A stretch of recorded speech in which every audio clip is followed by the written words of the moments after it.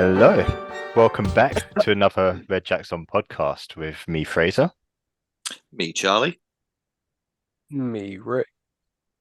And me, Serhan. Meow, meow, meow, meow. Oh, yeah. No horns. No buzzers. I have to add on that little bass salt, you know what I'm saying? On top of that little bit, all the sound effects. That's what the fans want, guys. That's what the fans want from me. I've checked the stats. That's when they sign off for the video.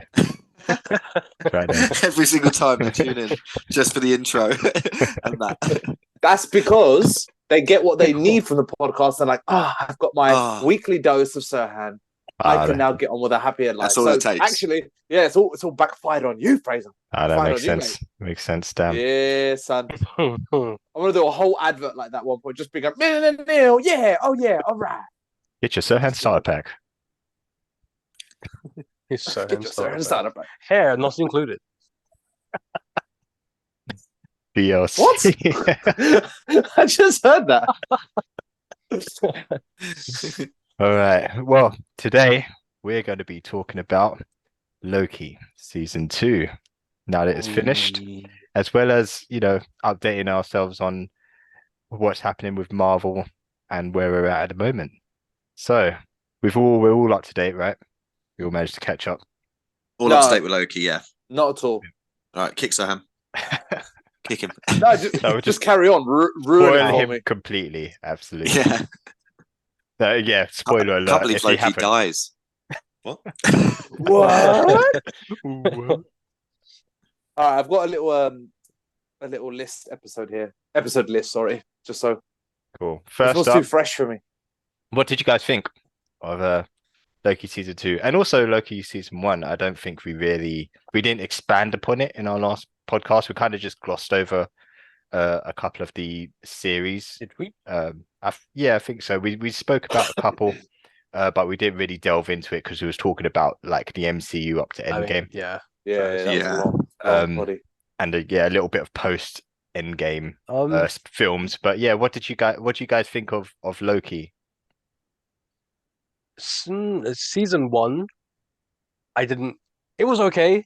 I felt like the whole of season 1 was kind of just Marvel's way of saying, hey, we're introducing a multiverse and this is kind of what kicks it off. It felt like the whole season 1 of Loki was just for Marvel to establish we're now making a multiverse and we've got different timelines and this is what it is. Mm-hmm. That's kind of what it felt like to me. But season 2, I really, really liked. I preferred it a lot more to season 1. I felt like it was a lot more rounded. It was a lot more entertaining as like a series to watch. There was a lot more things going on to try and figure out. For me, I preferred season 2 over 1. But as the show in general, I think it's done really, really well, man. It started off good, but then it just got stronger. Agreed, yeah. That's fair. What about you, Charlie? I think season 1, the main pull-in point was the TVA, the setting of it all, and having a random character that we know thrown into that setting. And it did have a good story. It kind of grew to the whole He Who Remains thing, which I think was really, really cool. But yeah, mostly what Rikesh said, just kind of opening that multiverse, ready for like Doctor Strange and everything. But this season, I feel like the TVA was not the main character anymore. It was like they actually had really good characters coming in. Like I really liked Victor Timely, the old version, like the old timey version of him. What's his name? Ouroboros. Really loved him. Yeah, I think this season was standout, and it had a really good arc and everything. Really cool. I really enjoyed it. Yeah, I completely agree. I think for when season 1 came out, it was that Marvel TV show sweet spot because it was like WandaVision, Loki, and What If. There were the three like, oh wow, where could this go? And then after that, for me, the TV shows have kind of look, we've touched upon it. If you want to know our really big opinions of MCU, go touch on our first poddy of it. But we've all kind of, excuse me, like I don't know, that excitement's kind of just decreased with time, right? Like especially for me. So this show is a weird one because the first season was at a time where anything that kind of came out was super hyped. It was off the back of Endgame, where we're going to kind of go. It wasn't souring at this point. and then everything else has kind of got to that point. So season 2 was a weird experiment for me. Season 2 wasn't that same, like that MCU hype of, oh my God, I have to see this. It was more like, I will give it a chance. Like I did with like Secret Wars. And I'll be honest with you, 2, 3, I'm probably about halfway in. I just got bored. Like it wasn't Invasion. Secret Invasion, sorry. Yeah. Like, I just got like, I just don't feel a need to watch it. And I'm just watching it for the sake of it. Whereas I started off Loki a little bit like that with that sourness of season 2. Yeah, you know, I do enjoy it. I do like Tom Hiddleston. It's like watching an Iron Man movie, but only for Tony Stark, and the story and the film doesn't do anything for you. But this, I think you're all right. Like season 1 was the poster child of look what we can do as Marvel TV shows. Look at the multiverse stuff, and I did enjoy a lot of what it did. But season 2 was very character driven. Like I watched the end, the last episode, not even 2-3 hours ago. So it's really fresh. I haven't settled with it yet. But I watched it and I was like, you know what? If this wasn't Marvel, if this wasn't about gods, if this wasn't about Loki, just these actors and these characters, really fucking enjoyed it. I think they've done really, really well, really well written as a character-driven storyline. And they're not trying to capitalize just off of season 1.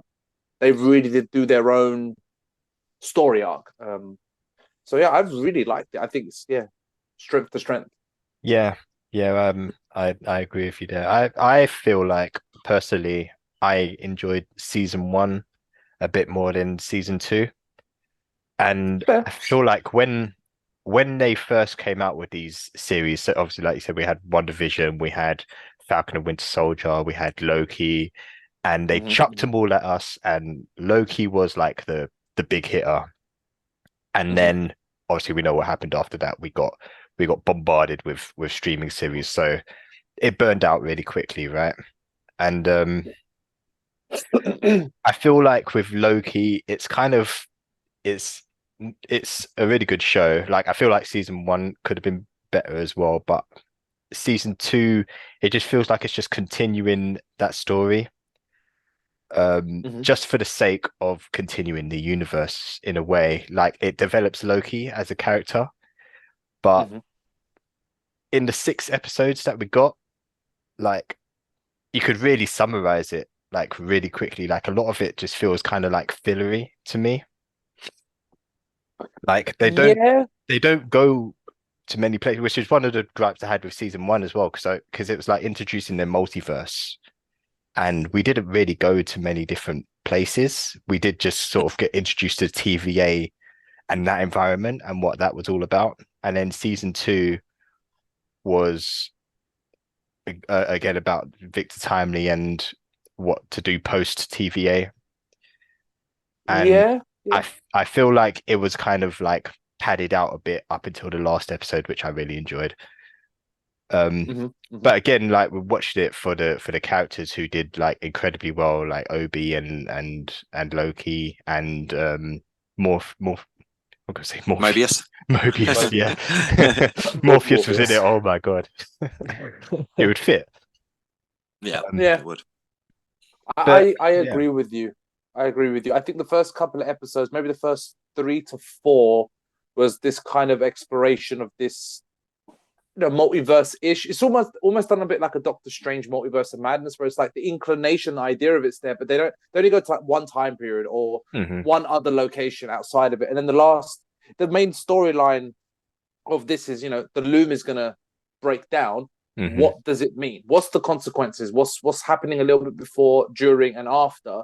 And Loki's resolution in these last 2.5 episodes, which I think that's what really wrapped it up for me nicely. But I do see where you're coming from. I do see where you're coming from, Fraser.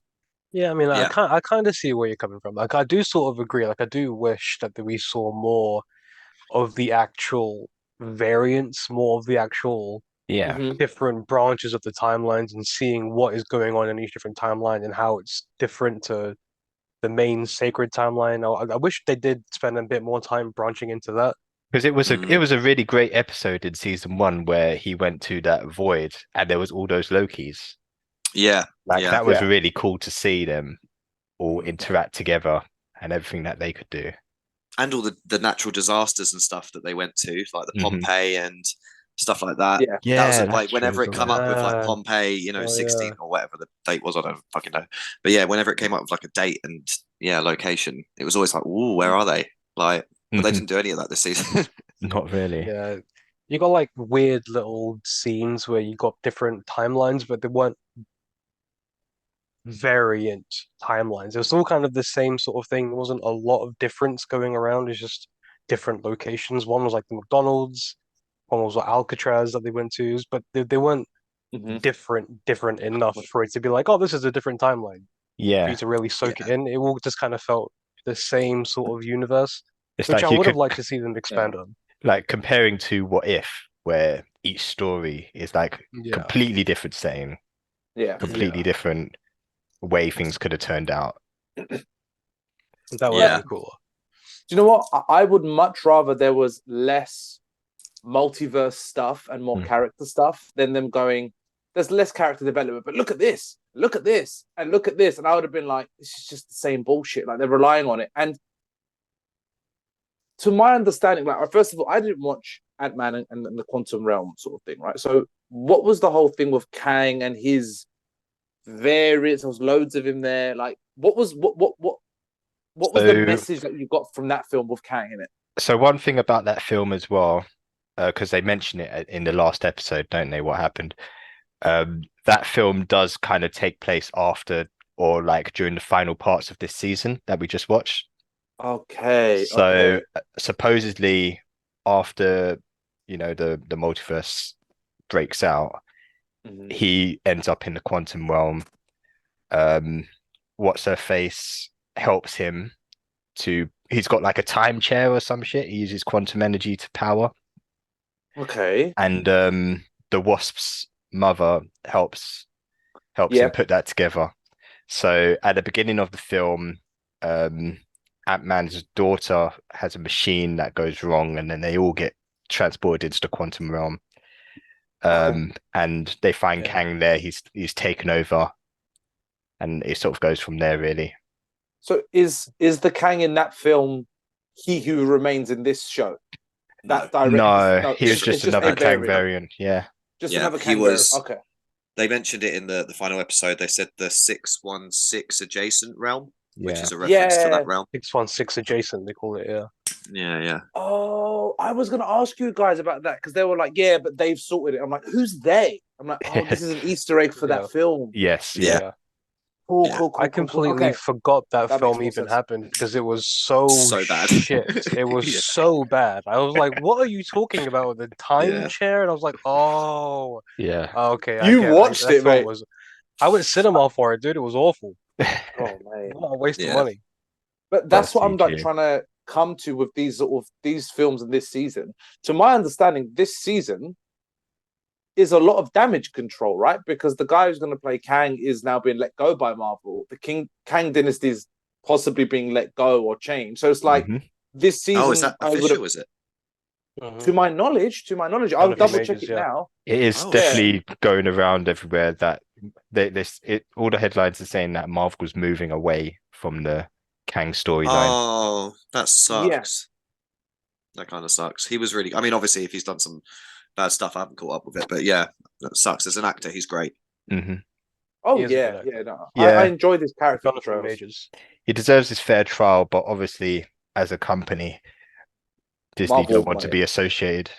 No, Disney as well, Completely. and you got to be very Yeah. careful. even if it all comes out to be bull, Mhm. they will disassociate. So that's what I'm saying. Like this season was serious damage control, and I think this Mhm. is why we get the ending that we get. Yeah, I was gonna say, is that, do you reckon, why they've done that? That Loki is now like the timekeeper, so that he could just eradicate every single Kang that ever comes into existence, just Well, prune them. From what I I don't know if understood, that's no, with the comment in the TVA at the end when they said, "Oh, 616, they've sorted it." I'm like, okay, so maybe the TVA's job now is, apart from maintaining the timelines, is keeping an eye on each Kang variant, because even Yeah. the timely one, when it shows him as a kid again, the book's not dropped in Yeah. his space. So it's like they're trying to, they're kind Retcon. of writing them. Yeah, they're retconning. Literally Like, no, retconning. good point. we're Yeah, not going that's- to create a Kangs anywhere, and we can kind of dismiss this character Mhm. at least. Yeah. And there's Makes rumors sense, that it's going to be with X-Men coming in next. Oh, what's his name? The No, it's not Doctor X-Men. Well, Doom. Fantastic Four. Doctor Doom's apparently going to be the next Mhm. big bad. Apparently, Yeah. exciting stuff. Cool. They might move towards doing Avengers versus X-Men or X-Men versus Avengers, whatever way round that is. Yeah. Would be exciting if cool. it was the Avengers that we like. Yeah, no, but there's whispers that they want to apparently try to bring back the OG cast of the Avengers, which I really hope they don't. They'll probably do it for Secret Wars, let it to die. be fair. Nah, let it die, man. I think Secret Wars is going to be that little nod to everyone. It's going to be that fan pleaser kind of film where they're able to get everyone back, as well as Hugh Jackman and Tobey Maguire and maybe Yeah. Ryan Reynolds. That would be pretty sick. See, your mood changing. Yeah, but That would be it's just sick. It would be can they sick. get the writers in to do it? And like if it says written by John Favreau, Mhm. oh my god, I'll be there. It'll be like, okay, brilliant. This is gonna be a great movie. But Another if it's written by like random. another indicator is that the writer and the director for Kang Dynasty have both walked away. Oh, So that has actually happened, and it was the same director who did Quantumania. oh okay, cool. Yeah. To be honest. So he might have dodged a bullet, to be fair. Yeah. Interesting. Look, But- man, I yeah. would much rather have substance over Flash. Like Absolutely. the Spider-Man film with all with the obviously other Spider-Men that we had. That was a nice balance. There was a bit of Flash and Easter eggs and little nods, but There's a lot of there fan was- service for that film. And they A lot only of fan came in service for that towards film. the end of the film as well. Yeah. The first half was a seriously Marvel film. It was very Marvelish. The second half became a Spider-Man film. And I like that balance. It was a good balance. But it justified why they were there, which is what I appreciate. Yes. They weren't just there for the sake of, oh, look, we have all the Spider-Man, come watch our movie. It was like they had a genuine reason why they were there, and it was justified and it made sense, and they added to the story. Yeah, like all three Peter Parkers doing their Peter Parker science stuff in the lab. That was just nice to see, like all three of them just doing Peter Parker stuff. Yeah. It's weird, Yeah. but it made sense and it was cool to see. Even though it was fan service, it was justified, which is what I prefer it to be, rather than, like you said, just flashy just for the sake of it being flashy. Just chuck them in there. Otherwise, It did have a bit of that though. I mean, some of it was like story plot as well. Like, I love that film, but like, Electro didn't know Peter Parker's name, so therefore he should never have been there. Little things like that, like, kind of make you go, all right. But still, it was a great film. It can have a bit of both, but without digressing too much. I know this is Marvel-ish, but yeah, Loki. Back to Loki. Yeah, why don't we Loki. touch back on Loki? What's like your like biggest takeaway moments, like from the show? Like, is there like any big standout moments? Because I know there's one for me. There's a lot of good character moments, man. There's a lot in this. The Renslayer and Miss Time, or whatever her name is, Miss Minutes. Miss Minutes, them crushing that fucking group of That's in the box. So dark. That's so dark. She was just man. I mean, I know we smiling, didn't see it. Yeah, but the Miss sense and everything. smiling. Was yeah, loving it. She was like, "Oh, can we do this more often?" It was crazy. Yeah, that was dark for the MCU or just for anything Marvel. Yeah. She fell in love with him. Right? Miss Minutes fell in love with He Who Remains. Yeah, That's yeah, what but she I mean was trying to the squashing. No, I know, but I'm saying that she's just kind of had that warp like motivation. Justified it with love. Yeah. No, I'm not justifying it. I'm not justifying it. She I'm can just kill who she adding. wants. It's fine. She's in love, guys. But that's such a that's like from a horror film. Like that's Yeah. such a crazy way to go out. They would have all become one before they eventually became liquid. You know what I mean? It's actually horrific. Yeah, that moment really stood out, mate. It gave me chills when I watched it. Yeah.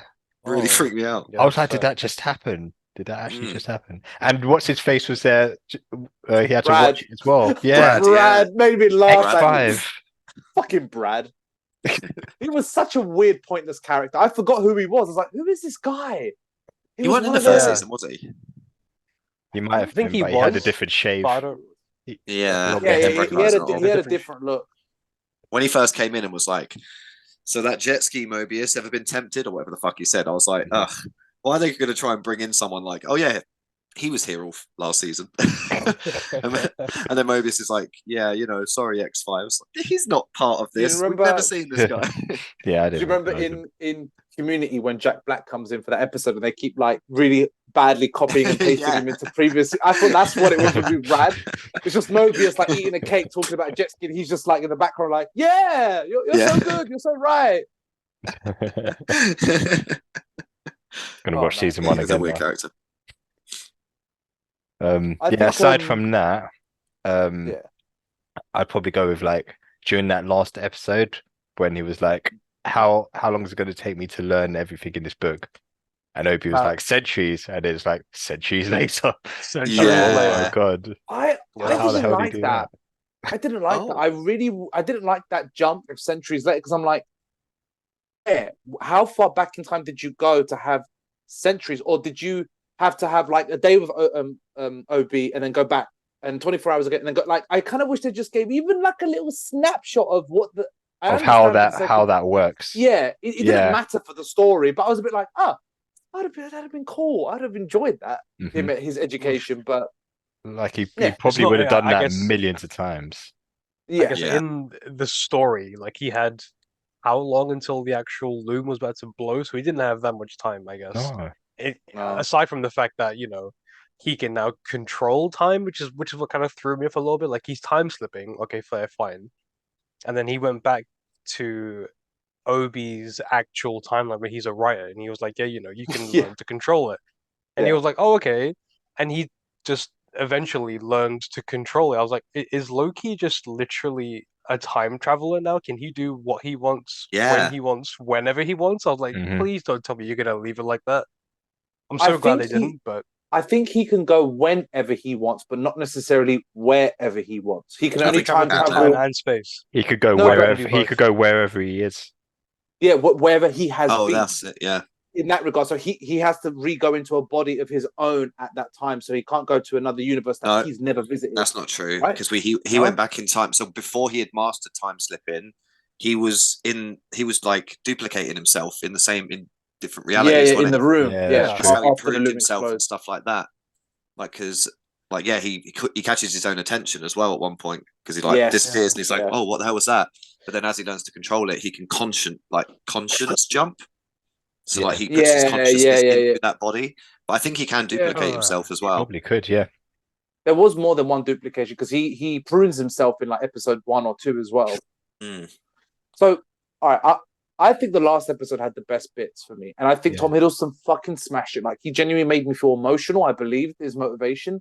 I'm going to mention 2 bits, right? 2 bits that I really pick one. Pick one. We're running low on time. Pick one. How low are we on time? Shut up, Rikesh. 4 minutes. No. One is Loki's motivation. I can't remember who's asked. I think it's Sylvian is like, I want to just save my friends. I want my friends. And I really appreciated that character moment for Loki as a person. Like my mind done the MCU thing of like, whoa, I know what you've been through and I know what you're going through. And I'm like, yeah, you just want this is your new family now. Forget Thor, forget all that bullshit and all the mum and dad stuff. Like this is where you feel like you belong. And the TVA is the home to this. I really enjoyed that. And from that moment where he said, I'm doing this for my friends, I believed every action he took. It was believable that he would do this millions of times just to find a way. Yeah. I guess. I mean, in the first season, how much, I know time passes differently in the TVA, but how much time actually would have technically passed in his mind while he was there? Because, I mean, as much as they do become friendly, when he says friends, I mean, he essentially just means Mobius, because he's like the only other person who actually had a whole journey with him, and maybe Sylvie, I guess. But he only just met Ouroboros this season.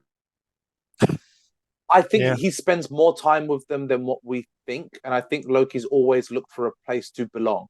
Even if it's a new gang, he knows who he is in that gang. If that makes sense, you're right. We don't really see too much deep love moments. Yeah, interactions. He falls in love with Sylvie sort of in season 1. Mobius is his best friend. He brings him round, but the rest is very new. Yeah. But I still believed it, though. I still believed Loki's need for that attachment with these people. I would also get Ouroboros as well. He spent a lot of time with him, didn't he? Because he went back in time when they built the thing together. So yeah, that would also make sense. And I do want to give out a shout out. Great character, though. He is a great character, Ouroboros, for this show. So good. He's the original die. He's the original kid from Indiana Jones. The Raiders. Indiana Jones, short Short round. round. But a big shout out to B15 as well. I did like her acting. Oh yeah. Oh, she sold the whole squashing scene thing when she walks in the aftermath. Yeah. Just like it's like, oh my god. Sometimes she did just grow up on the spot. Yeah. I was expecting that. I didn't overly take on board Renslayer. Like even her ending and her motivations and I didn't quite mesh with me. Like this season Renslayer kind of flopped. Her and Miss Minutes, the whole kind of dynamic that they had and the impact on the story, it was kind of like, what are you actually doing again? What is the motivation here? It was like, okay, you're just doing this thing to progress the story. All right, fine. It seemed like they should have been off after the same thing. Right? You'd think, right? But it was kind of like, say 2 words to each other and maybe you could work together, but instead they're running around like 1890, whatever it was. Yeah. Yeah, she was just a person scorned. Like Miss Minutes was manipulating her a little bit. We've got to do this. This is the failsafe. Oh, he who remains, you led the war and then he betrays you and swipes your memory. So it was like, it wasn't anything to do with like the big picture. She was more like, fuck you, fuck all of you guys. I still just didn't. Fuck everything. She wasn't the big bad I wanted her to be, and she wasn't a good guy at the end either. I'm like, what are you? Yeah, it's a bit weird. What was your arc? She was in the void at the end, right? Yeah, where the creature is that guards. Elliot. That was the implication. Yeah. How did she get there? I actually can't remember. She got pruned. By who? In the meeting room. She got pruned by Brad being controlled by Sylvie. Yes. Yeah. Oh, yes. She got pruned by Bradley. Yeah. By being controlled by Sylvie. Yeah. That's why she ended up where she was. And I guess she's just going to stay there, but she'll probably get out because she did not seem very scared of the whole Alioth cloud monster thing. So I'm guessing she'll be back in the next season and be more pissed off than she was in this season. Yeah, she didn't really get a season, did she? She was just kind of there. Yeah. They needed adversity. They needed someone to be on the other side, and I think that's who. Like at the end of season 1, I loved their ending. Like, where are you going? Like going to get my freedom or free will? And I was like, oh shit, what does that mean? Didn't really mean much in the end. No. Meant nothing. Yeah, I'm gonna go get my love back. Is what that meant. Yeah, didn't go anywhere. Yeah. I did like the dynamic between the two of them, like kind of having this civil rivalry to be like, right, well, we can work together, but we hate each other. I kind of like that because they're both in love with him, and I like that Miss Minutes is also in love with him because it would make sense. He's like, probably the only person that can actually give her a run for her money and knows more than her. So yeah, I don't know. I think they could have just. I reckon they've deleted some of that. I reckon some of that shit got cut. There must have been a bigger storyline going. Probably. I think one big standout moment for me from season 2 was like the episode before the last episode when they bring Victor back into the room and they're all like, okay, we got to do this, we got to do this, we got to get to the end of the gangway. And there's all this build up and they're like, oh, they're gonna do it, and you think it's gonna be like a classic Marvel thing. He's gonna run to the end of the gangway and everything's gonna be saved. He opens a door and he just gets dusted, and it's just like, what? What does that mean? Like, yeah. What happened is like, oh, they actually fucked up the mission. They didn't do it, and then the timeline, the whole loom explodes, and you see them like actually lose, which is not something we see a lot in Marvel films. And I like seeing like the adverse thing to what you think is going to happen. It's a superhero kind of thing. You think, oh, they're always going to win it. It's going to be a good thing. Whatever. They completely turned it on its head and were like, no, they flopped it, and we got to find a whole new thing to figure it out. I think that was that was one of my big standout moments for the season. That was a good brought that up. That was a good moment. That ending to that episode was good, man. Yeah, waiting a week after that was a little bit Infinity War vibe. Almost reverse. The big bad guy that we know to be the big bad guy in this got dusted, and it caused something great instead of clicking and dusting people. Yeah, it's kind of reverse, but it's true because Loki just kind of turns to everyone else, and then the loom explodes, and then it just goes that silent. white light on his face.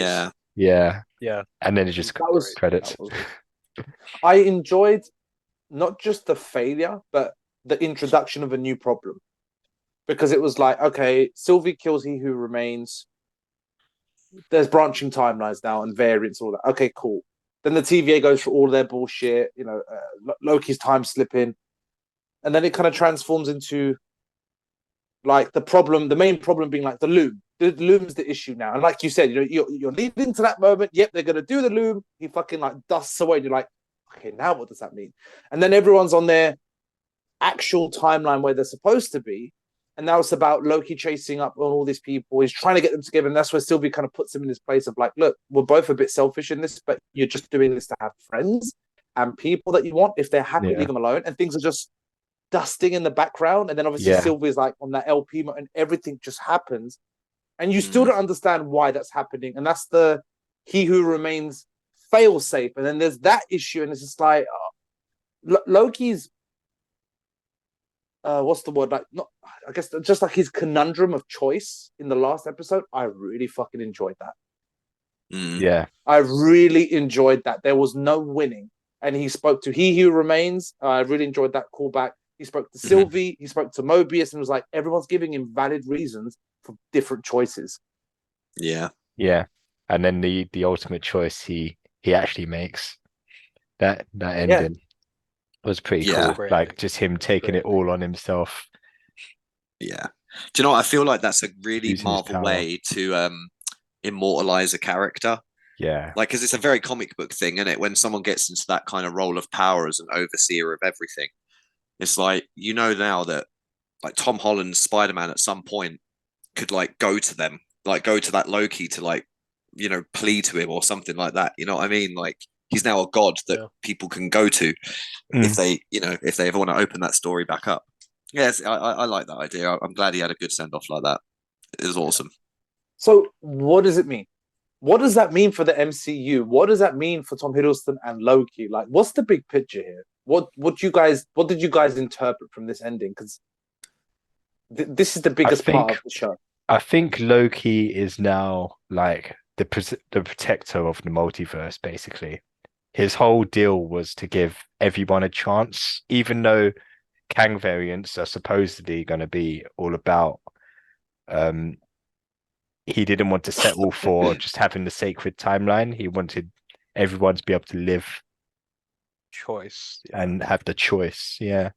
So I think that it basically just places him there as a protector, I think.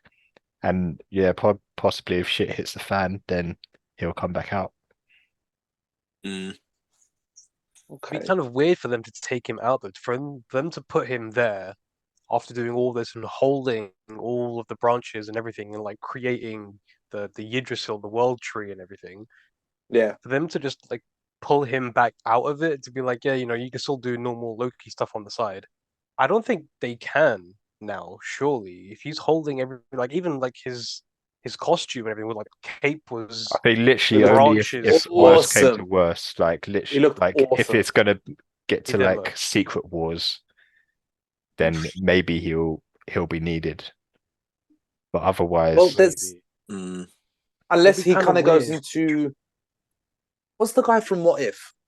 The god that sees everything. The Watcher. The Watcher. Like he could interact with the Watcher. There's multiple timelines, so that means there's variants of Loki now that they could rely on. But I just mean in the sense of what do you guys think of it in a narrative? A bit no. The narrative, I loved it as a narrative choice. I loved it for his character. I think the imagery was beautiful. When he goes and sits on He Who Remains his throne, and he's wrapped around everything. Like I loved it, but because I know there's damage control in this and there is a business behind this, I'm like, what's the business choice here? Are you hanging on to this character to bring him back when you need him? Is this a way of a soft goodbye, but not killing him off because he can't really move away too much? Like, what do you think the business side of this is? Well, there's no season 3 confirmed. So, is there not? It's back to church. No, I think it'd be a mistake to make a season 3, to be honest. Yeah. Like, I would I think he's best left as an immortalized character, ending off his I agree. journey. Like, Yeah, he got his I agree. throne, you know, it's all glorious purpose and all that shit. It's good. Oh, Good arc for him. It's a really, really good arc. Like, personally, he's- I think if they leave him where he is as like the protector of the timelines and everything on his throne, he kind of gets a nice rounded ending. He still watch over things as kind of like the Watcher, but I think they should leave him where he is. He had a great send off, and Loki should stay. Well, that version of Loki that we know anyway should stay where he is now, and right that where should he be is. Yeah. it Mm. done. Yeah, I think I that's was, the best way to do it. the imagery that I had was, remember Rick in God of War 1 when you first meet Mimir, and he's just the guy, like, the tree's kind of grown around him, and he's just a moving. That's all he can move is his head. I thought that's just what I thought was going to happen. He was just, over time, he's just going to wrap around. I would love it if they done like Kind of cool. if they done like, I know this wouldn't necessarily work for the lore, but like an older Loki, almost like, you know, when you get like an older Thor in the comics, and he's like lost an eye, he's grey, and he's extra powerful. I would love an old super Loki one day. Like, I think that would be fucking cool, just to see Tom Hiddleston grow. Like, he's gonna age gracefully. He's a beautiful man. But... I mean, I was gonna say Thor is probably the biggest clue to how we're gonna see Loki next. If they'd make another Thor film, which after the last one, I don't know if it's going to happen, but I do feel like Thor needs to end his arc as well. Like, he just started a new one, essentially, at the end of Love and Thunder. He's got a daughter. So we're probably going to see a bit more of him, which means Loki is kind of always still in the mix. You know, there could be a moment. Well, Thor have a daughter now? Yeah. He has he has he has who that grey guy's daughter, Christian Bale. Christian Bale's daughter. He takes on her. Okay. That's how much attention I paid to Love and Thunder. That is Chris Hemsworth's actual daughter in that last shot. I didn't know. That's his real life daughter. I don't know if she'll stay on in the MCU. I don't know, man. I loved this show. Not because of the MCU, not because of what it meant. I loved just watching this as a character narrative. I would, before we even touch on Marvels, I would give this like, I would say about an 8.5 out of 10. But some of the best stuff I've seen in Marvel in a while, though. Personally. Yeah, I think I'd probably give it an 8 out of 10. I really, really enjoyed it. Definitely got rewatchability to it, but there's so many great shows at the minute now. I think I've got to stop being so generous. Yeah, I like try if you're going to compare it to like the other shows, then the score's going to go up. But I think in terms of my actual enjoyment of the show, like I only really got into like the last 2 episodes, I'd say. Yeah, I'll probably give it like a 7 out of 10 to be fair. I'm leaning more towards an 8 at a push. I think 8 is a solid. It was good for the first couple of episodes. It did feel like a little bit groundwork. It was just a lot of backstory and laying things down. But the last 2-3 episodes, I think, was where everything kind of came together. But yeah, I think an 8 is where I'm sitting with it. It's a good show. Not the best Marvel show that they've ever made, but it's definitely up there. It had a very good ending for. Yeah. Hey everyone, we're just taking a moment here to let you know some more details about the podcast and the direction we're going. We wanted to let you know that we now have a Gmail account where we would love to hear from you, connect to you, and get to know you all just a little bit better. So if you have any questions or comments that you might have, please don't hesitate and get in contact with us at rjopoddy@gmail.com. That's rjopoddy@gmail.com. That's right, Rikesh. Another way to get closer to the poddy is our amazing but highly under-advertised Instagram page, where you can find a collection of our funny and silly ads with visuals for your entertainment, as well as updates on the poddy through our Instagram story, and where naturally you can also message us there as well. Find us at RedJacksOnPodcast on Instagram, and we hope you enjoy.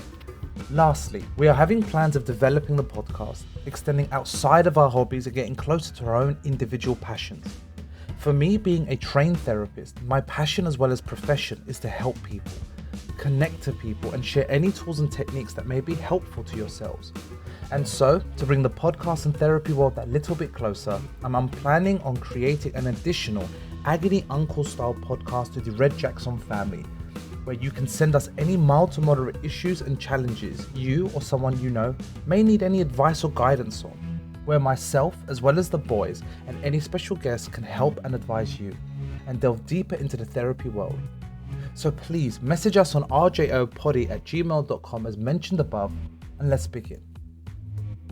If, however, you find yourself or someone you know in need of more specific, dedicated one-to-one long-term help, then please contact me directly at Serhan Avci therapy@gmail.com. That is SERHAN for November, AVCI therapy@gmail.com. Or find me on the counselling directory under Serhan Avci as mentioned. I hope to help, I hope to guide, and I hope to empower you all. Please find all the relevant details in the description below. I hope you enjoyed and possibly found a new way to get involved and for all of us to connect further. And now we've taken enough of your time. Back to this amazing episode of Red Jackson.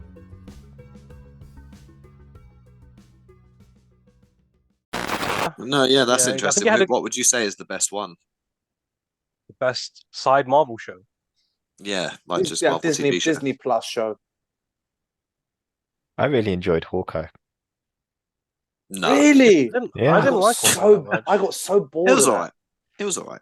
It was okay. I didn't finish it. I got halfway and I was like, nope, I'm still bored. Get into it. Fair I enough. think it's because it was quite like grounded, but not in as boring of a way as Falcon and Winter Soldier was. Yeah. Yeah, that was also kind of a bit of a drag. was a bit on certain monotone. point. I think Yeah, the Falcon and only- Winter Soldier was just it got too much of it was cut because of Yeah. COVID. Yeah, it got It got kind of done over. It would have been really, really good. But I think so. Oh, okay. So are we talking about like Disney stuff, or are we including like You the want to include the Netflix stuff? Daredevil and Punisher? Yeah, all that. Okay, kind of yeah, stuff. so it's I- gonna be Daredevil. It's gonna be Actually, Daredevil, Daredevil, Daredevil, Punisher. yeah. or Punisher. Yeah, that corridor scene fucking alone. amazing. Oh yeah. Yeah. But I think that those shows worked for the time. If you brought them out now, I would still enjoy it, but maybe not as much as it was at the time because it was something. It was a new take. Yeah. The only Disney Plus shows that I've enjoyed, like just the Disney Plus, the whole Disney realm of it, is probably Loki, WandaVision, What If, and quite surprisingly, Moon Knight. Moon Knight, I definitely. I Yeah. did enjoy Moon Knight Moon was Knight was took me good. off guard. I Moon think Knight was you know good. what I like the multiverse stuff, but in What If, and I know we're going to touch on the new trailer as well. But I wish they just kept the What If, the multiverse stuff predominantly into animated stuff. I don't need to see everything live action. Yeah, Do you know what? I Yeah. love animation. Yeah. I'm saying Marvel have just got too much money now, man. For like Loki literally started off. That's Marvel's way of saying we're building a multiverse, and you're going to get different multiverse stories going forward. And they've just got so much money. They just expanded on it with season 2. It was a good season 2, but I'm the same as you. I'd much prefer to see like these different multiverse variants in What If, in like animation style, insane Yeah. fucking crazy scenarios, team ups, and all that kind of stuff. I Mhm. would much rather see. But then more of every now and this. then you do get a Spider-Verse or a No Way Home or a Yeah. there are like Mhm. exceptions where it's like, oh, that did really pull it off well. So But I think I mean, that's obviously the key, Into Chaz. Spider-Verse is animation, yeah. But that's the key. It's That's a every different once level. every once in a while. And that's what Yeah. it is. I don't think anyone is disliking Marvel. It's the oversaturation that is Mhm. just, I love apple crumble. If I eat the whole thing, I'm gonna feel sick. I just want a slice at a time. So it's that element. So Yeah, I love They what they're chucked it doing. on us. Yeah, But when I yeah. was watching like Yeah. the Miss Marvel reactions and reviews, everyone I watched was like, apart from they didn't like the film and it's not really doing very well, is please stop. Marvel, please take a break. Please just fucking take your foot off the pedal for a year or two. Let us miss you. And I would Yeah. love to go back to the cinema with that excitement, man. Well, I think that leads nicely into like the future of Marvel at the moment and how it's all going, because even the new Captain America film has been pushed back a year. The only film we're going to be getting next year is Deadpool.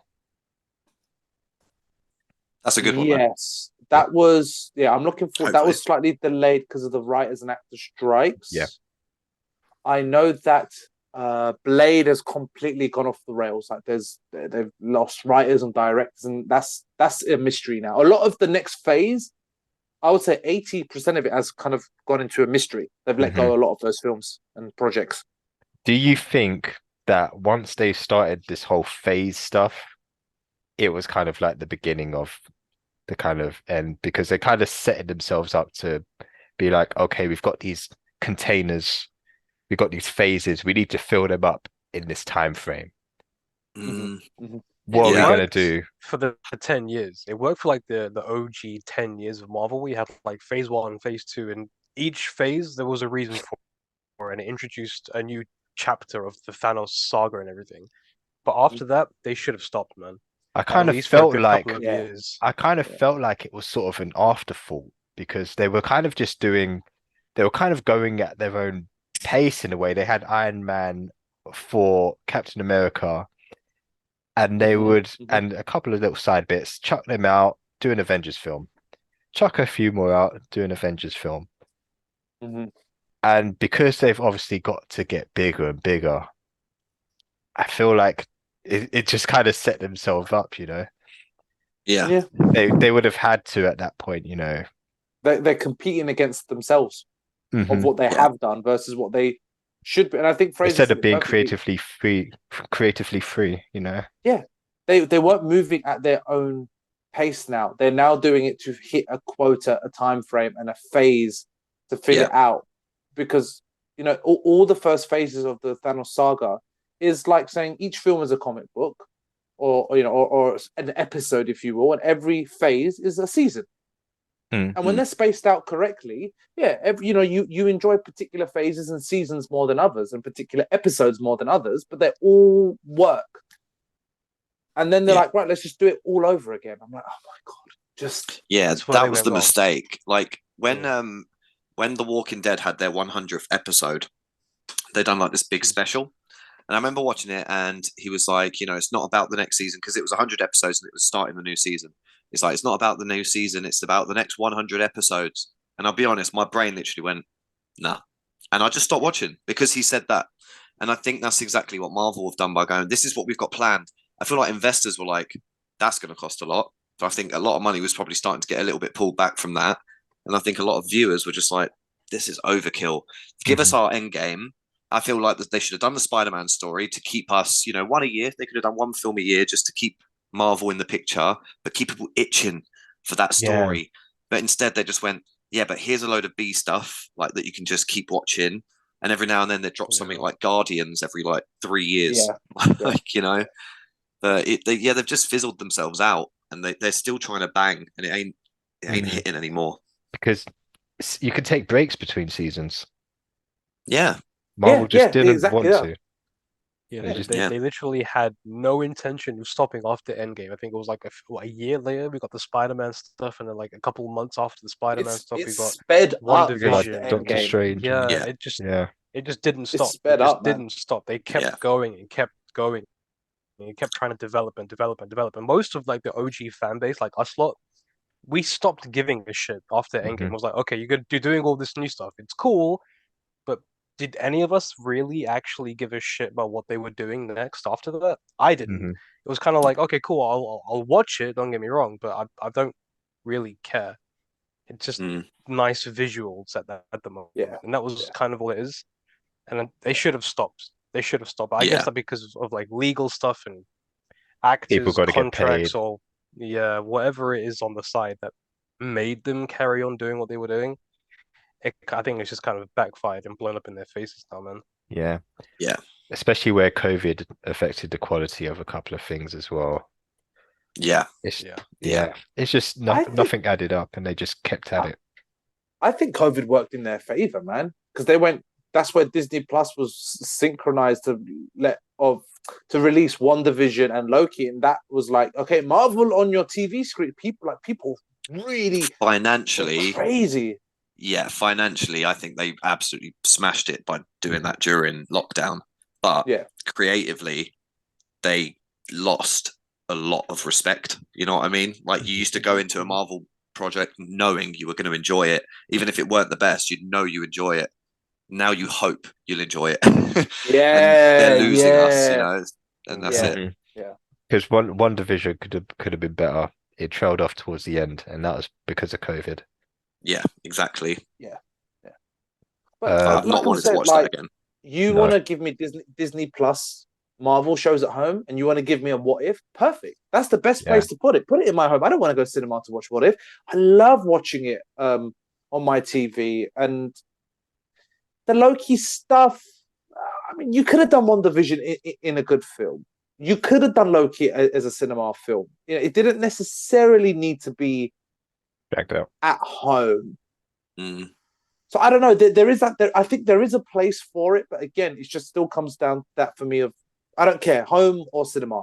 Don't oversaturate. Don't overdo it. Yeah, I do think Disney is leading the way away from cinemas, because I think they were leading cinema for so long. Now that they're actually starting to fail in the cinema, I think cinemas are just going to start dying, because people are just going to get it on Disney a couple months later anyway. Most of their stuff is going to be coming out in TV shows, like free, like, you know, on a monthly subscription. I feel like, cinema is going to die because of this. It's going to be a big reason. But to be honest with you, I hope the cinemas go back to what it was in our childhood, in our teenage time. Of you just went to a cinema and just watched a film. Would be nice. It wasn't a seat. Yeah, listen, but I went last year. It's like just something random. I went and watched. I booked the film for the Three Musketeers for me and Tanya's anniversary. I thought, I love the Musketeers. Walked in. I went into what's the cinema that you can sit down in? Everyman Cinema. Like the sofa, like no, I know it sounds stupid. Every single cinema you can sit down. You can sit down in. Or stand. It's only the men can sit down.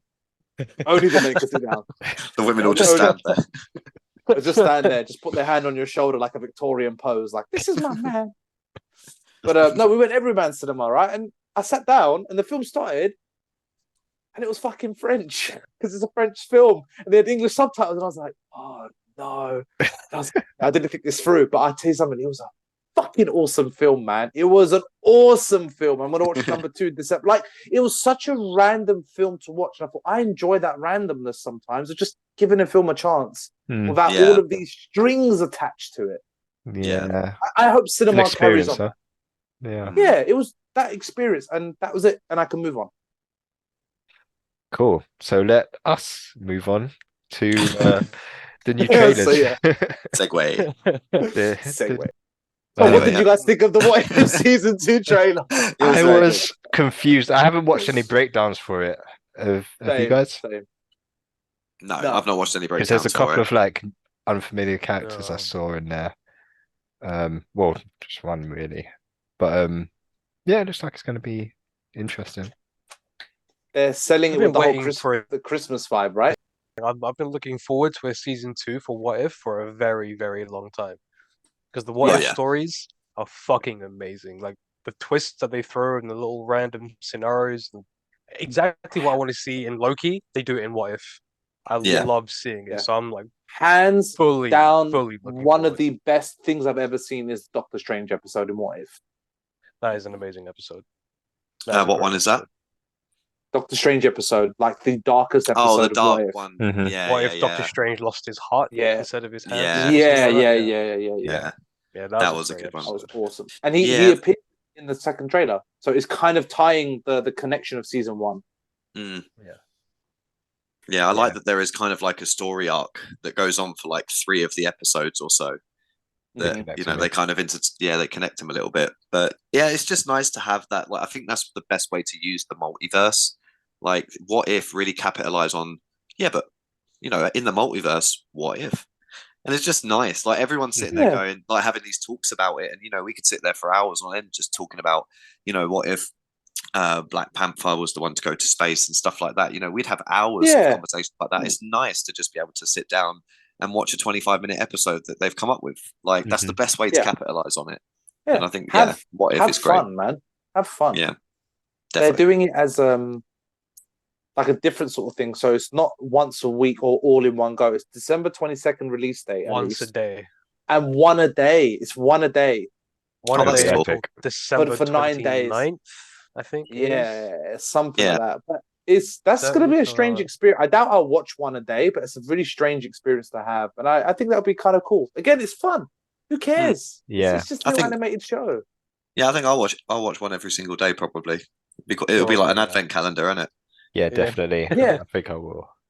Yeah, that's cute. I like that. So what did we see in the trailer? There was a boy. kid that they were going after. I have think that's no idea Star who that Lord. You think that's Star-Lord? I think that's Oh, the ego. with the Star-Lord. superpower. Yeah, and he was like, hey, this kid doesn't look that dangerous after all, and got the eyes and everything. I think it's supposed to be Star-Lord. I could be wrong. I Okay. remember Yeah, seeing something can't think somewhere of saying anyone that else it would supposed to be. I can't actually remember. Like, it was so much. So much happens in one little There short clip. was a lot. I think we saw we saw Iron Man on Sakaar with Yeah, Oh, the what's race her with name? bots kind Gamora. of thing. Yeah, with I Gamora, think which was the Yeah. cancelled episode from season 1 of his Yeah. introduction. yeah. Okay. So I wonder if we'll notice like this kind of seems like it should be in season 1. We get Killmonger back, which was one of the main baddies with Mhm. Ultron in season 1. So it looks like Yeah. his character might be returning.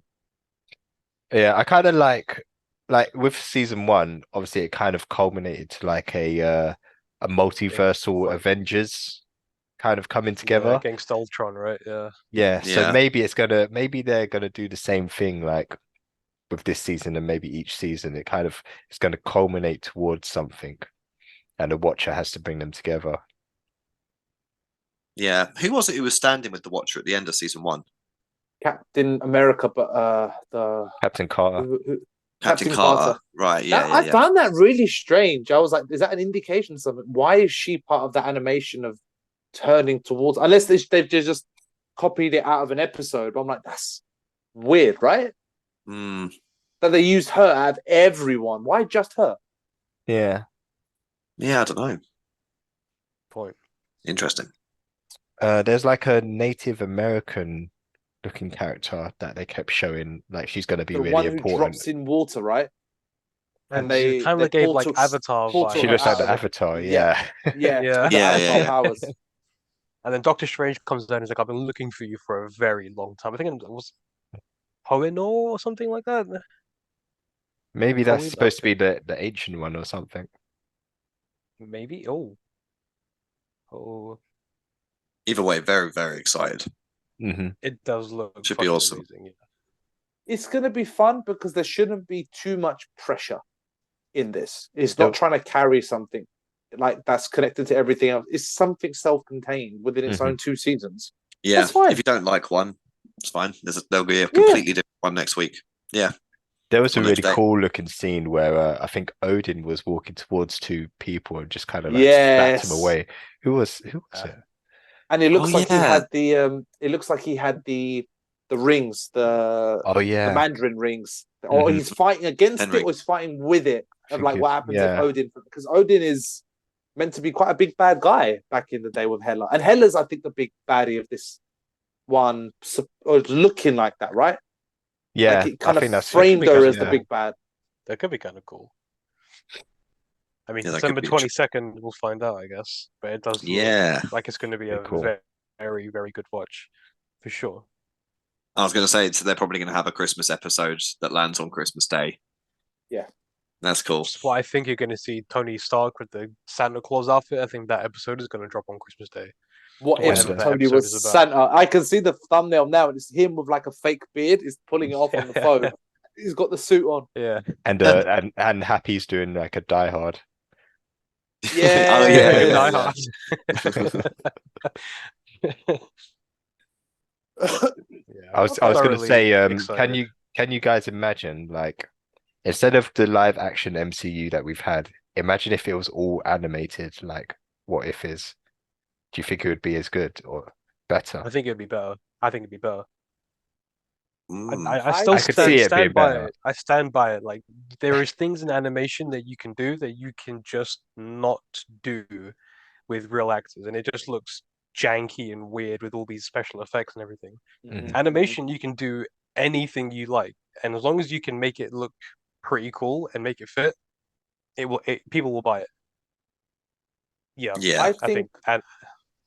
I think the most unbelievable thing that Marvel has done live action that was believable was the whole thing with Thanos. Like Infinity War, him using the stones and his just CGI build was very. It never took me out of the film. So I think there is a bit of truth to what Rikesh says, but I'm going to reflect it onto something that Charlie's always said to me or us, and I always will believe him on that is, if DC done purely animated films, they would have smashed it. They would have made their own niche in the cinema world because their animated films are some of the best in terms of superheroes. And you take someone like Superman or Batman, looks fucking amazing animated. So I think there's truth to what all you're saying. I'm just randomly reshaping it into DC. You hear that, DC? Completely agree. Dudes. Yeah, I think it would have because it was not just the storytelling and the acting and everything. Animation can obviously do a lot more, but I think up to Endgame, we had so many like revolutionary things coming in at the same time, and so I feel like you wouldn't have got the hype from an animated version. You would have got, more of a silver screen experience. So I think it being a live action the whole way through, I think it gave it more gravitas because it was also groundbreaking outside of itself. Like getting Spider-Man back and stuff like that. That was all like a hype, and there was loads of other things, just Iron Man breaking that superhero barrier of being good, like being a good film. It makes sense. So I think there was more gravitas behind it because it was live action. But I think from now on, I'd be quite happy watching it animated. They just slowly transitioned and pushed out the live action stuff. But that makes sense. Because as well, like all the films were kind of set at the same time as they released up until Endgame, where it jumps 5 years ahead. So it kind of makes it more relevant in that way. Yeah. And more impactful at that point. Yeah, definitely. That's fair. Yeah. So before we go to the next thing, what scenario would you like to see in What If? If you had like any kind of thing you would like to see them do in What If, what situation would you like to see? Very good question. Let's cut to a new room and then answer it. Okay, first. Are we going for an ad break? We are going for an ad break. Ad break. Too many ad breaks. Ad break. Time slipping, a temporal phenomenon that is an inconvenience at best. Ah, yes! Finally made it to the front of the queue. Oh, not again. And at its worst, life-threatening. Happy birthday to you. Hey, come on, blow out your candles, Timmy. Timmy? Timmy? Oh my god! Where am I? The raptors are gonna get me! Oh my god! That's why we at the TVA have opened a time-slipping helpline to give you the advice you need to manage these time travel shenanigans. Time-slipping helpline, how may I help you? Hi. I keep time slipping into my previous relationships. I'm just letting you know, if I have to see my ex-wife again, I'm gonna lose it. Ah, yes, a very common problem. We suggest that we send one of our operatives to prune you from your timeline, and that should sort the issue out. Prune? What does that mean? It's okay, it's a very simple and relaxing method of completely erasing you from the timeline. Erase me? Couldn't you just do that to my ex-wives? Otherwise, the time slipping is fine. Well, one of our operatives will discuss this with you on arrival. Thank you for calling.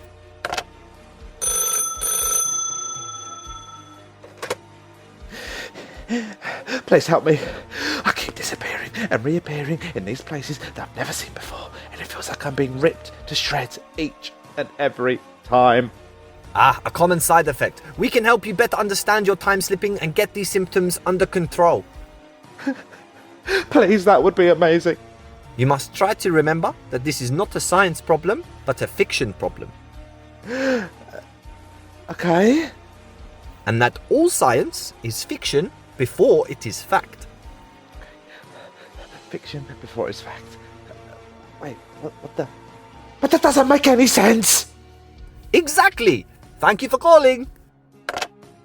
So if your time slipping is getting out of hand, give us a call today on 0800 God Loki. That's 0800 God Loki. The TVA, here to help, for all time, always. It's okay, little Timmy variant. We have you now. Don't worry. Don't worry, Timmy. We'll get you home. We've got you now. Don't worry, Timmy. And we're back. What an ad break. 10 out of 10. Really, really great ad. Really great ad. It just gets better and better. Keep saying Yeah. that. Like wine. We just get better over time. So, yeah, then if you had any choice, Marvel came to you and was like, hey guys, we need some ideas. Give us an idea of what you would like to see in the next What If series. What is your pitch? You know what? We had so long to think about it. I've still got nothing. So much has happened. Yeah. What if Steve Rogers was captured by Hydra instead of Bucky? Yeah. Okay, yeah. That's what they're course. actually going to do in the next season. I'm pretty sure. It's Is that- Steve getting captured by Hydra. I think. Is that actually? I think so. Yeah. Really original so. phrase. Oh, damn. I saw the script, you see. Best buds with Kevin Feige on the side.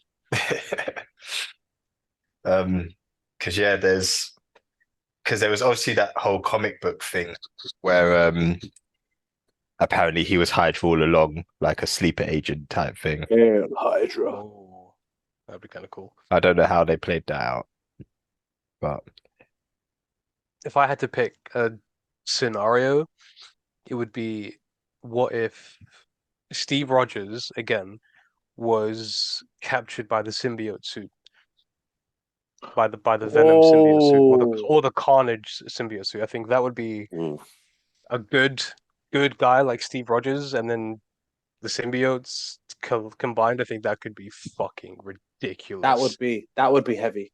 That would I be would like that would be heavy. awesome. I would like to see that. That's cool. Yeah, that's a cool one. I don't think they'll ever do it, but that would be amazing to I see. think there must be a comic book out there. One of my ideas was similar of Wolverine with the symbiote suit, but I know that's been done. But I don't know if this would count, but I would love like the introduction of like maybe one or two DC characters in Marvel and see how they view Marvel superheroes. Like I would love to see someone like a Batman, just one Batman in the Marvel universe, and just see how he would analyze everyone's weaknesses and want to figure out how to work with them or defeat them. I would love to see that type of character because there's no one other than a Batman that really has those traits than just being a super good superhero. Iron Man could definitely, like Tony Stark, could definitely be that character. Good, He's 100. He could He's be the that equivalent. Yeah. Oh, okay. What if Tony Stark lost his parents, but like Bruce Wayne did? okay, that's good. Like That's a a good different origin story with that mind. Yeah. Copyrighted. All dark, mysterious. It's kind of like that whole reveal in Civil War, which actually really got me, by the way. But you know, like he sees the tape and it's like, Yeah. it was that guy standing right next to me who done it. 100%. Yeah. It's both sides it happens. He's in the car as well. Because they kill off the super soldiers. That fight is out the window. It's not a civil war because of politics. It's like he was brainwashed. He killed my mom. And it's like, I get both of you. You're both right. Yeah. Fucking go for it, man. Oh, Yeah. goosebumps. So well done. Yeah, that'd be cool. He killed my mom. Imagine his Iron Man suit is just like a black suit. Oh, that'd be so with a cape. No capes. No capes. What did you guys think to jump then of the Madam Web trailer? In association with Marvel, obviously. I think that's going to be I think that's going to be good. Like, I feel like with the multiverse stuff and with them not being so tied to the MCU, they get so much more creative freedom. And with their Sony products, apart from Morbius, they're kind of hitting the bar. Like they can't really they could, but they're really doing well with Spider-Man. I think Spider-Man products. I think Spider-Man Yeah. is carrying the whole cinematic Sony thing for sure. Yeah. Yeah, I mean, nothing connected to it. Like the Venom stuff never sold it to me. Mobius was a giant flop.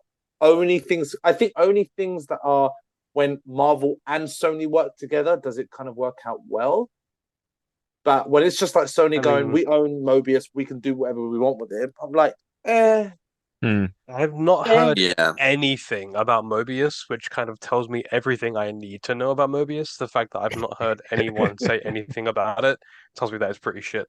Oh man, I don't know if you ever listen to any podcast video, the Mobius thing was like shredded to bits. They took the piss out of that film to the point where Jared Leto himself done a meme of him reading Mobius 2 script and being like, hell yeah, like sort of Deadpool 2 Ryan Reynolds with the Green Lantern. Like that's a bit desperate. And what made me laugh was the film was so bad and it was so highly tweeted and social media, and the stats were so high that they're kind of assuming that the studio behind it or Sony kind of heard about it. They were like, we must be really popular. We're trending. So they re-released Mobius 1 like 6 months later in the cinemas again, and it bombed twice. What? Yeah, they re-released it again because they were like, we're trending because you're that bad, bro. I hope somebody lost their job over it. Okay. 100%. Jesus. But yeah, no, Madam Web looks like it's going to be entertaining, a little bit like timey-wimey kind of, you got Groundhog Day. It's got that Groundhog Day vibe. Keep repeating the same thing until you get it right. Yeah. You got like an evil Spider-Man. Going after Spider-Women. Cool. Yeah. It's got like the trailer looked very gritty. It looked very like OG Marvel. Like they don't really kind of give a fuck. It's like it's dark. It's going to be a lot of scenes that you're not going to want to show your kids, kind of things. It looks. Hopefully. Mom, what's Spider-Man doing? No! I hope it does that kind of thing too, because I think that's what it's kind of needed. It needs like a fresh lick of paint, something different that they haven't tried before. And I think like a dark Spider-Man is a very good starting point to that. But we'll see. The trailer does look sick though. I did like the trailer. Wasn't anyone else thrown off that? Obviously, from the 90s cartoons, the image of Madame Web is some old woman on a throne, like some woman that's just way beyond her years. And I'm seeing this young woman. I'm like, okay, it looks cool, but is that Madame Web? That's the one I imagine from like the old Spider-Man cartoon, innit? Cartoon, yeah. That's Stan Lee's wife. You know that voice is her. Stan Lee's wife. Is it? Oh wow. Yeah, in the cartoon. Oh, that's awesome. Yeah, keep it in the family. She connects all the Spider-Mans. I think like what Marvel usually do as the comics go on, I think they have redesigned and redeveloped her. So I think that's where that design is coming from. A more most likely, contemporary Madam Web. Yeah. Wants like a whole origin story. And then she'll eventually go blind and old 2 or 3 movies down the line. Does she go blind? Was she blind? She's born She was blind. yeah. Actual Madam Web is born blind, yeah. Oh. She's got like that thing over the bandage over her eyes. I always remember her with like red glasses on or something, like almost like Cyclops style. Like I didn't think she couldn't see. I can't remember. I'm pretty sure she's blind. So if they introduce her as Madame Web and at the end of this film or her films, they put her at the center of this Spider-Verse, then would that somehow inadvertently connect to the Spider-Verse movies? You mean possibly? Well, across the Spider-Verse and stuff. Across the because it's like they talk about the verse, which we really need to talk about that film. There was a scene in the the first Into the Spider-Verse where remember when Miles first goes back to Peter's house or Aunt May's house, and he goes into the shed, and he's gonna set himself up with the actual his own suit. Yeah. And And she he goes looks down like there. She is sat there with the tea in her hand and the screens and everything behind her. Bro, that's Madam Web. I cannot. That has to be Madam Web, or like a variant of Madam Web. big Madam Web They vibes. have to link in some kind of way. It would be awesome if they'd done Aunt May as one That of the would be variants of Madam fucking Web. That would amazing. work so well. That would be fucking amazing. That would be sick. And they do take that from the Spider-Verse movies, right? The whole Yeah. glitching thing. They use that in Yeah. Loki season 2. That same sort of aesthetic and logic behind it. Let's hope, man. I know we're jumping back, but I had a theory, right? When Loki, when the loom first explodes and he's like kind of randomly jumping and he's seeing all his friends, but they're in their original timeline as their original people. They don't have no memory of the TVA. When he jumps to Sylvie, she remembers everything. And I'm like, is that because her timeline is destroyed? So she's a woman out of her own branch. She's like, of course I know who you are. And it's like, oh, thank God. So let's go for a drink. And they discuss everything about the TVA. She's the only one out of the group that remembers. But I just thought it's because her branch is dead. So she can't get a reset. It very well could be that. I thought it was because she's a Loki. Possibly. It doesn't really explain it. It doesn't need to, but that was one little moment. I was like, that's kind of a bit strange. I remember that throwing me off a bit as well. Yeah, that's a good point. Actually, don't know.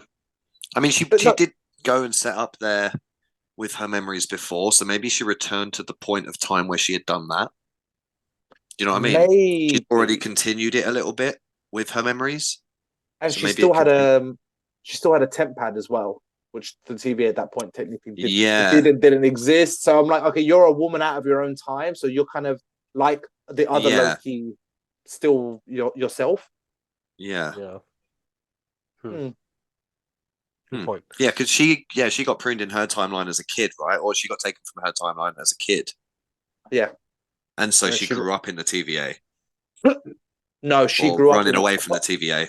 Yeah, she grew up in apocalyptic worlds because the TVA couldn't find her there. Because they never went to prune those timelines. They're like, oh, it's a variant timeline. Well, it's going to die anyway. So they never went to check. So she knew there was always that pocket of time she could live in.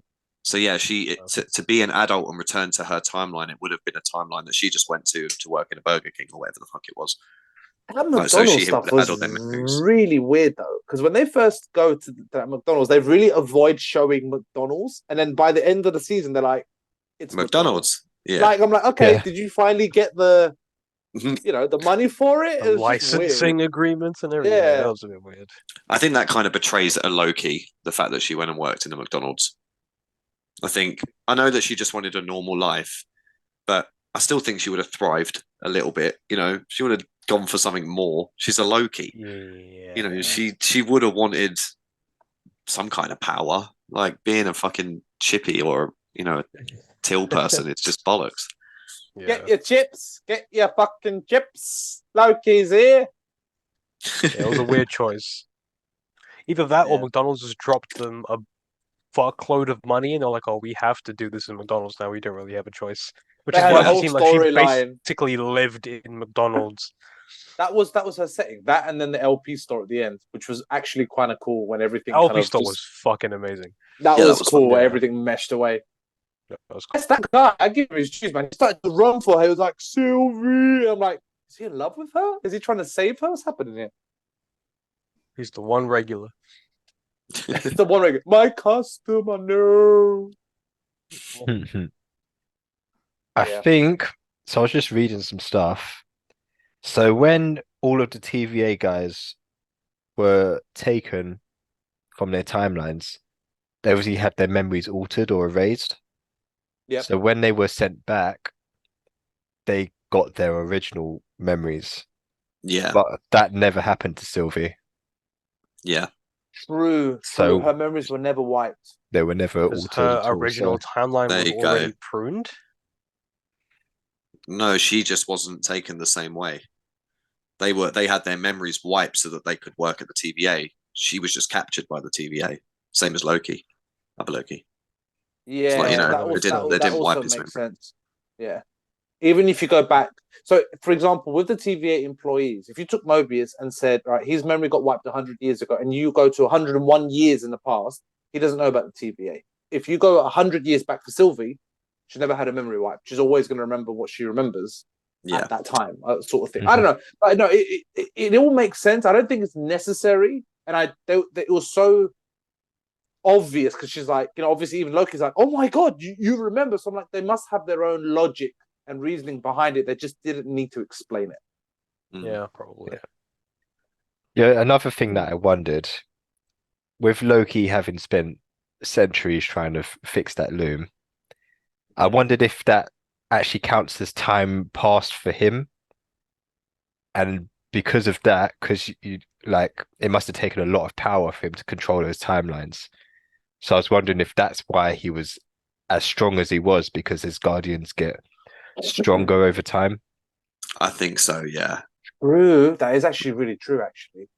Ooh, yeah, until the centuries later, little cutaway bit, you never really had a hint of why he would be able to wield that much power. But I think that happening allowed you to go, he's literally been trying to solve this issue for hundreds of years now.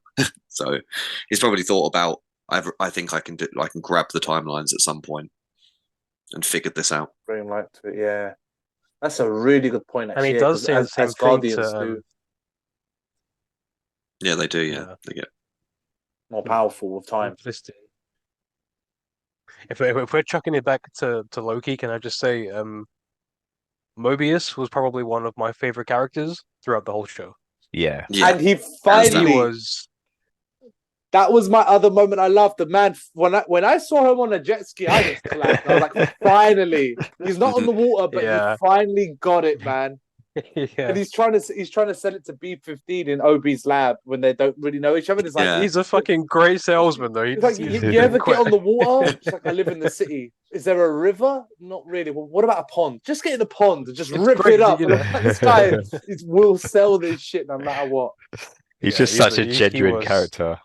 Yeah, he was a solid character. I love how blasé he was when they were like, "Yeah, it will literally rip your skin off," and he's like, "Cool." Okay. Right, skin on the skin. Yes, skin. Question mark. I like it when they're looking at the little figurine, and him and Loki's like, "Yeah, that's definitely a Mobius figurine." He's like, "No, it doesn't. It looks more like you. You're gonna get in the suit." It's like, "No. Trust me, it's a Mobius thing." And he's like, oh. Yeah, no, Mobius was one of my favorite characters throughout the show. He was I think for a very established actor, he done very well because I believed him as a character. I didn't see. I never once looked at it and went, "Wow!"